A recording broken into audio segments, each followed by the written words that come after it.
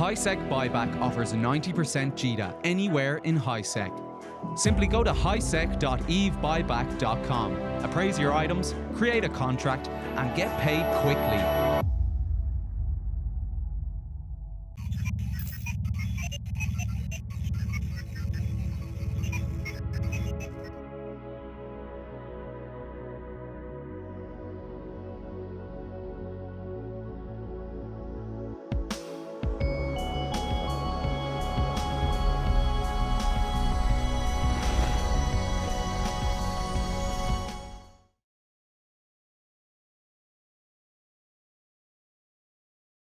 This is Talking in Stations, a show about EVE Online. I'm your host, Artimus Albosa, joined by, well, just all the lovely folks in the Twitch chat with me today. Looking forward to chatting with you for a little bit.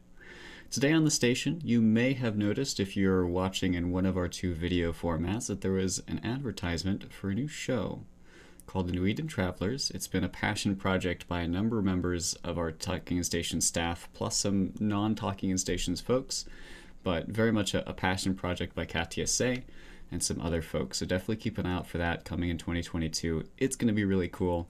I haven't had my hands deep in the development process, but the snippets I have seen are just genuinely phenomenal. So keep an eye out for that in the future.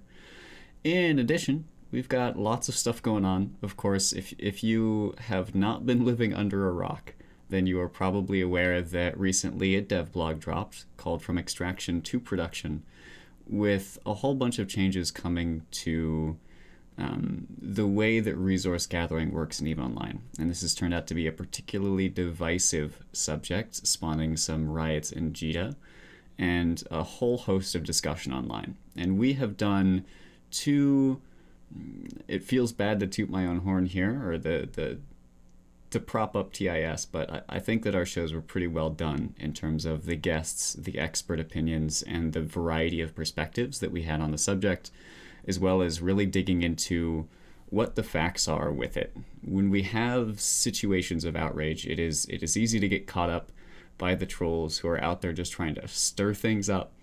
And so they'll throw out headlines, they'll throw out one-liners, they'll throw out hot takes at you. And what we try to do is focus on what are the facts, what's changing, how does it impact you, what are the pain points, and what are the good things. And I think we did that. So I'd highly recommend, if you haven't already, there was the reaction stream that Matterall did when this dev blog first dropped.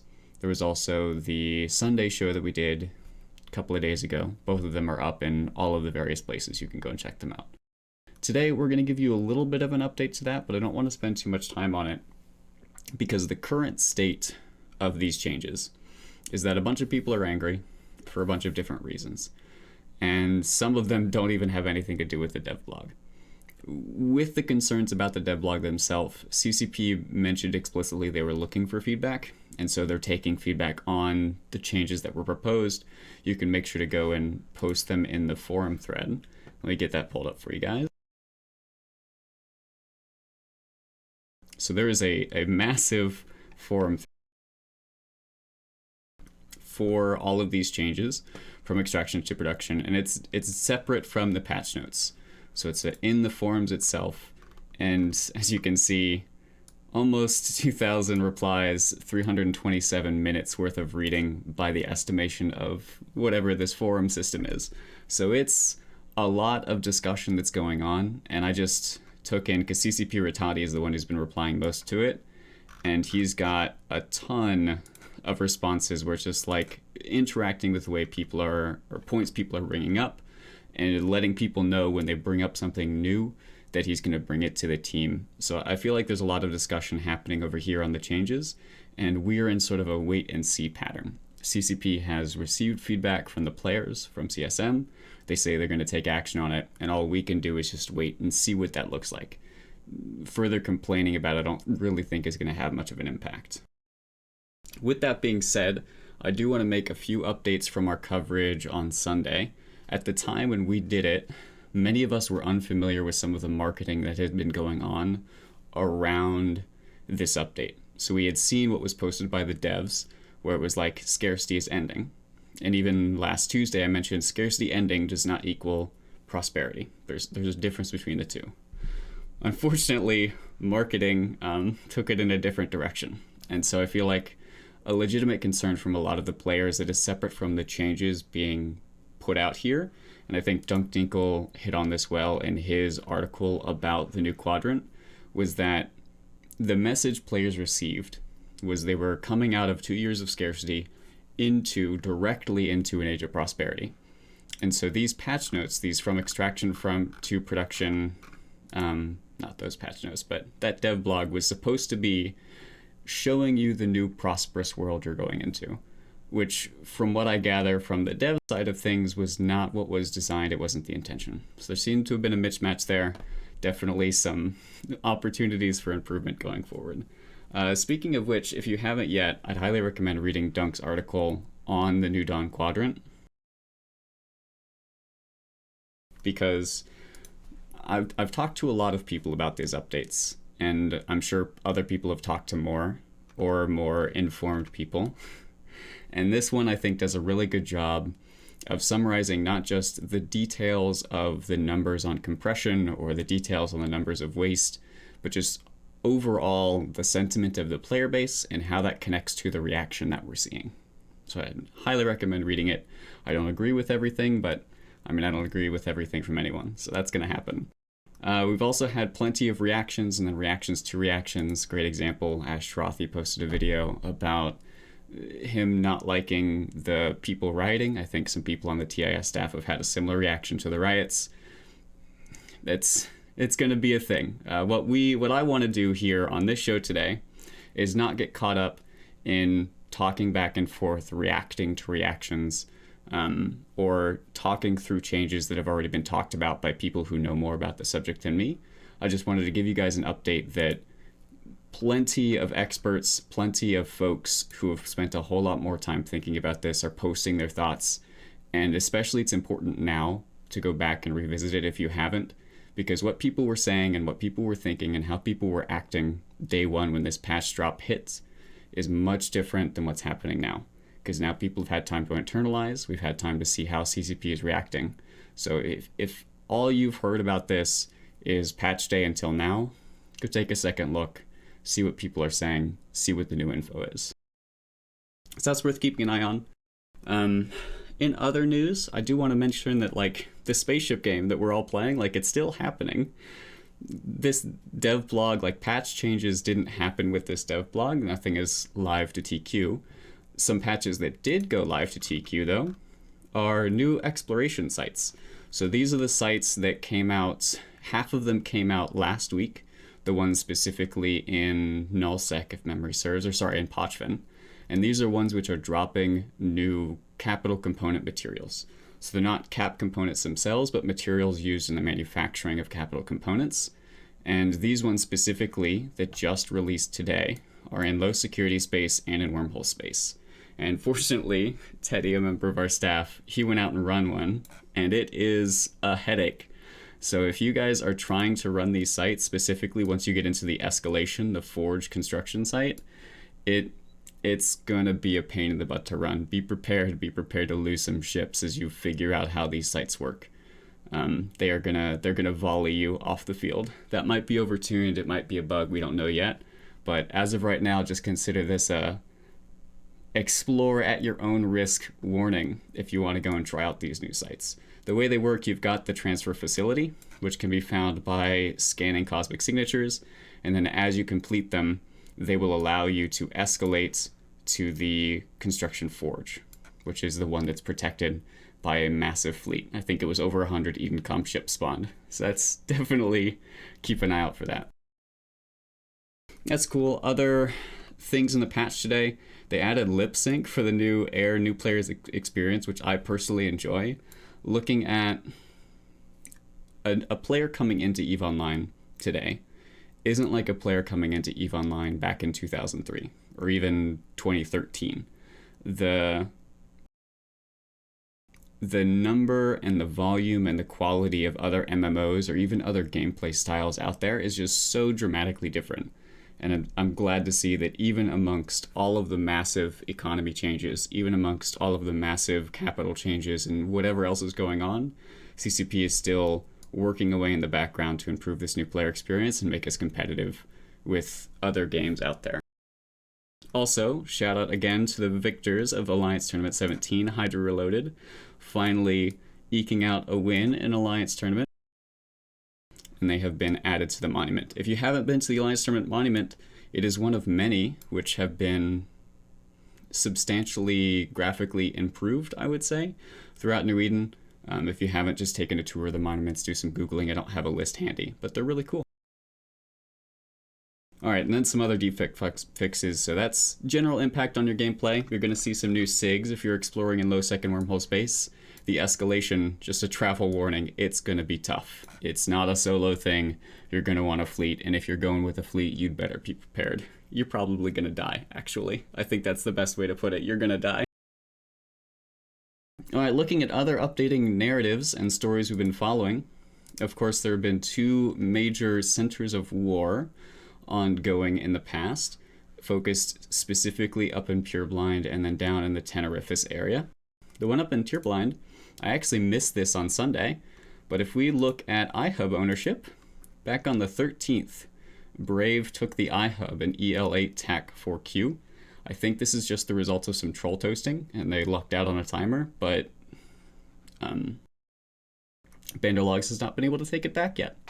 So that's a bit of an update. It doesn't seem to be any signal of a large push going forward. I think this is just with troll toasting, which for those unfamiliar with the tactic, when you entoast sovereignty, it will naturally regenerate after it comes out for the defenders. But if you just create tons and tons and tons and tons of timers, you're creating opportunities for the defenders to be busy with something else, or for them to be overwhelmed, or to wear down on the morale. And so eventually you're going to get a win here and there. And this is what has happened here. It doesn't seem to be indicative of any particular like headline push or a new resurgence where Brave is trying to take more space. Just they're using a long utilized tactic of troll toasting, creating as many timers as possible to wear down the opponent. And it has worked in this particular case. Speaking of wearing down opponents, if we take a look in Tenerifis and Amensi, things are looking good for Fireco. So we've been keeping an eye on this conflict as it's happened over time. On the one side, you've got Fire Coalition, who are coming down from further over on the eastern side of the map. And then you've got Wrecking Crew and Army of Mangoes, who are sort of Providence Catch area, Mist, Esoteria, that sort of thing. And they've been meeting in Amensi, Tenerifis, this sort of area. And what has been happening is initially fighting was very intense in Amensi, Tenerifis, a little bit in Faithabolis. Amensi has since almost been entirely ceded to Fire Coalition. We discussed that as it happened, and it seems to be very stable now. There is not much of a contest happening. Wrecking Crew and AOM both said, like, hey, we're just not going after that theater anymore. And so you're beginning to see that area stabilize. In addition, Tenerifis, since that has occurred, has been sort of the hotbed of where the conflict is taking place. And it's got this lovely thing I always like to point out when we look at Tenerifis, which is if you look at the TCU ownership, you're like, oh, AOM owns all this space. We've got AT.0, that's the ticker for Dreadbomb, a member of Wrecking Crew, a big piece of this war. Looks like they've got like half of this region. And then if you flip over to the iHubs, well, wait, what happened? Not anymore. It sort of flips over to Fire Coalition. So it's always lovely to point out for folks who haven't dug too deeply. It is a hotly contested area of space. The number of timers that are being generated and contested are slowly decreasing. So if I'm looking at this from a macro perspective, I'm seeing a war where the sides seem to be wearing down. Now this could be Fireco is focusing on building up in Amensi, sort of securing that space before they make a big push. Could be that they're just happy with the space that they have and they don't have much motivation to push further. It could be that the recent increase in involvement from the two larger powers. So if we look out at the universe map, we've got PanFam and Test Alliance and a whole bunch of other big powers that formerly of the Pappy side up here in the drone regions. And then further off to the west, we've got the Imperium and Delve, Period Basis, Aquarius, etc. And over time, as the conflict in these Impasse Tenerifis Immensity has escalated and has gone on, we've seen more and more involvement from these larger powers. And that can have a couple of effects. One effect is these powers come in and everything just starts escalating and escalating and escalating. Another potential impact is that as these bigger powers get involved, there's the question. If I am, let's pretend I'm a member of Wrecking Crew, and I know that in 2 of my 5 previous fights, when I spawned a timer, Pandemic Horde has shown up to help Fire Coalition. That tells me that there's maybe a 40% chance the next timer I generate, Pandemic Horde could show up.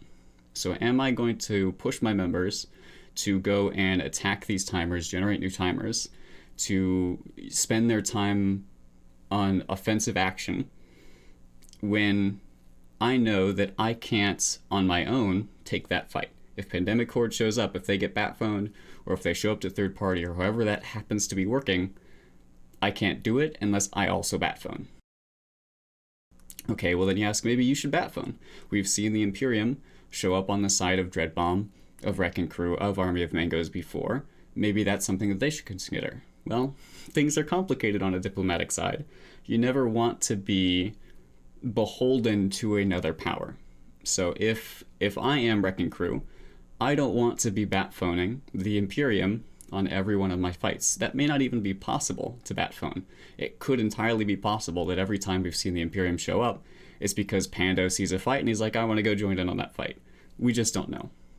But it's not possible to reliably bat-phone for every single timer, because eventually your bat-phone's going to show up, there's going to be blue balls, then they're not going to be happy with you. You would have won the timer, but you've lost your bat-phone for future timers. So it's always a delicate balance of when do you call for help versus when do you try to take it on your own, knowing there's a chance that your opponent has called for help. It's a very, very delicate balance, and that balancing act can sometimes dampen hostilities. When each side, their FCs, are having to make the choice, especially in a long war, do I continue to push my members to fight, knowing that there's a good chance this next battle we're going to have to blue ball, we're going to have to sit in our station and do nothing because they bat-phoned and we didn't. So that's what I think is happening down here. I'll continue to try and gather more information, talk to more people, get more information on if that is the case, but that's what I'm seeing in terms of the numbers on the screen. Fewer timers, the few timers that do happen, they tend to escalate with big blobs. That's what I think is happening. Pando loves Kikis and therefore won't show up. I mean, you're right, but hey, looking into Immensity, if this space is getting settled, there's probably going to be lots of like super capital ratting, maybe some Rorquals out there. Could be a place for Kiki Morris to show up, you know? Maybe? Pretty please? I don't know.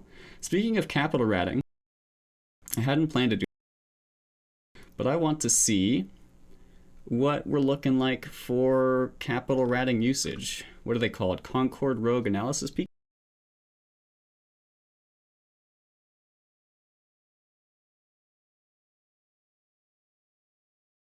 Looking at the CONCORD Rogue Analysis Beacon, yesterday was this 1, 2, 3, 4, 5, 6, 7, 8, 9, 10, 11, 12, 13, 14, 15, 16 of them died.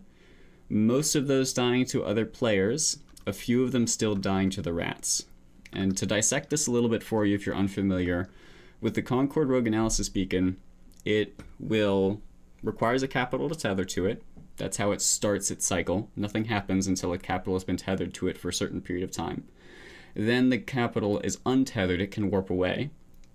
But rats start coming in, specifically rogue drone rats. And those rogue drone rats are going to shoot at your rogue analysis beacon and pause a timer on it. And if they manage to kill it, or the timer doesn't cycle down within a certain period of time, you lose. The CONCORD Rogue Analysis Beacon is destroyed. So anytime you see it dying to NPCs, that means that this failed to be run successfully. You will see, in a few instances like this one, where it's killed by the person running it. And this is because whenever it's killed, it does have, and it's successfully completed first, there's a 100% loot drop on the loot that drops. So this is a way for you to be able to get your loot out of the thing and run another one. So that's fairly common. You'll see that. And even sometimes you have to look like Pan-Intergalactic Business Community out in Paragon Falls. This could be where this person launched the crab on a tune, and then they came back and ran the site in this Thanatos. And the person who launched the beacon isn't the person running the site, or the character, so to speak. So that's something to keep an eye out for. It certainly seems like these things are being run in a decent volume, which is nice to see. As far as whether that volume is what you want it to be, I'm not sure.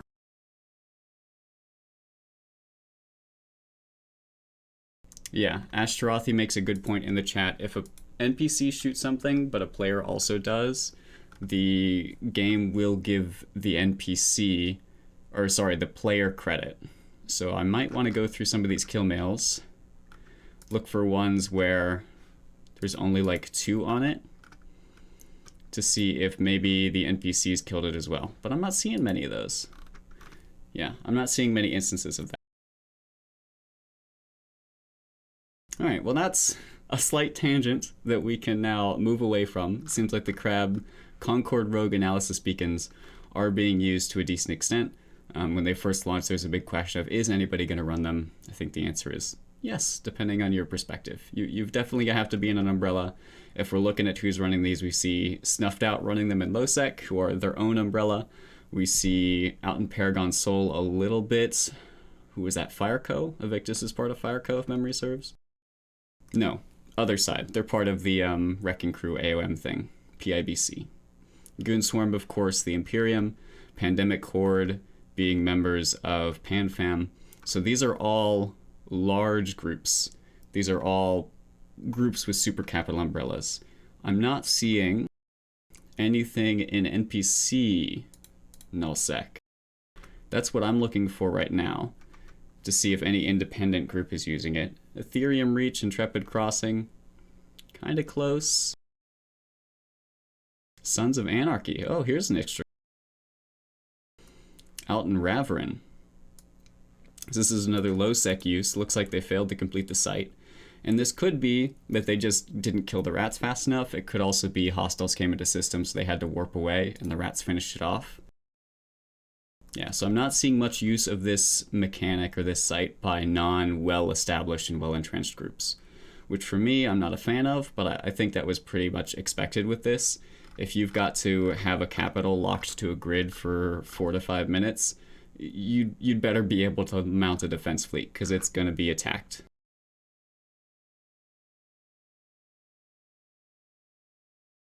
All right, what else did we want to talk about? We talked about Immensity, we talked about updates to the war. Quite frankly, I think that's a lot of the news that's been happening in and around EVE Online. There were a few kills, which I have lost my links for, and I might have to go hunt them down. Just before the show, we had a Fortizar dying in Pochven that was owned by Goonswarm Federation.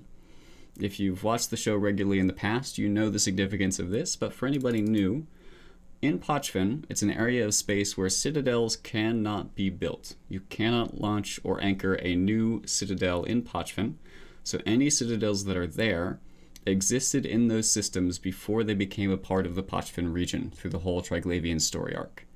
And so this is sort of a one-of-a-kind. Sure, it was only worth 14 bill, but it was actually worth a whole lot more than that because it cannot be replaced. You're not going to get another Fortizar in Allah. It's not going to happen. So that's interesting. It also goes or harkens to an ongoing conflict we've seen in the Pochven area, where since the standings have been lifted, so you no longer require standings with Triglavians to get into most of the systems in the Pochven region other than the core home systems. We're seeing lots more involvement from larger block powers like Goonswarm, like Pandemic Horde. So it looks like this is just, there wasn't a fight. I checked before the show. It was just killed quickly by an Eagle fleet. So that's an interesting thing to keep an eye on. I'd love to talk to some Pochven folks. This happened just before the show, so I didn't get an opportunity to reach out to some contacts. But if you know if this is involved in a larger storyline, let us know, and we can communicate.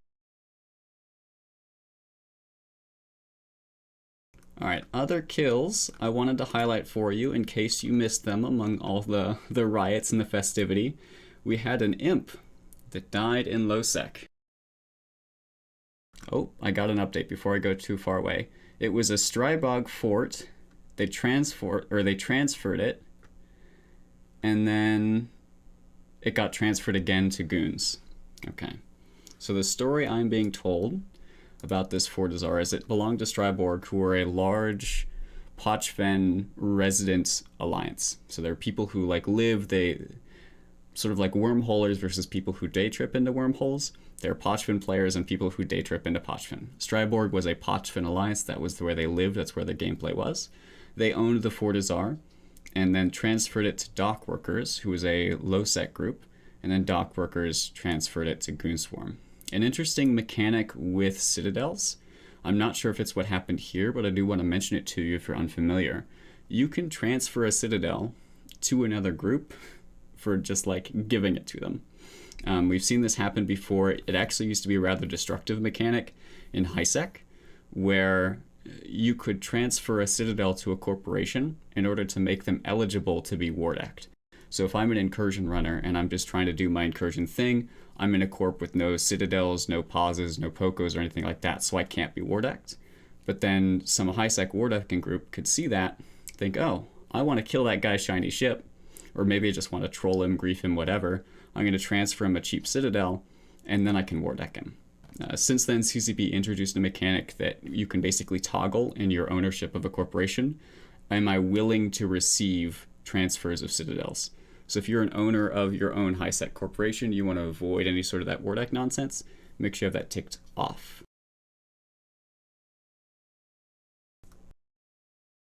All right, I'm getting distracted. I apologize. Let's head back to this imp kill mill. Looking at the imp, most of you will probably know why this is important. For those unfamiliar, the imp is an Alliance Tournament ship. Our Alliance Tournament just concluded. This is not the ship from that one. The ones that dropped from the most recent AT-17 are Orthrus and Garmer hulls. This is a Succubus hull, so it's based off of the Succubus, which is a Sancho's Nation frigate. And what they did with the Alliance Tournament ship is they just take it and turn it up to 11.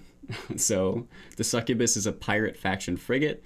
This is an interceptor, which basically means it gets all the benefits of nullification if it fit the module. This one particularly didn't.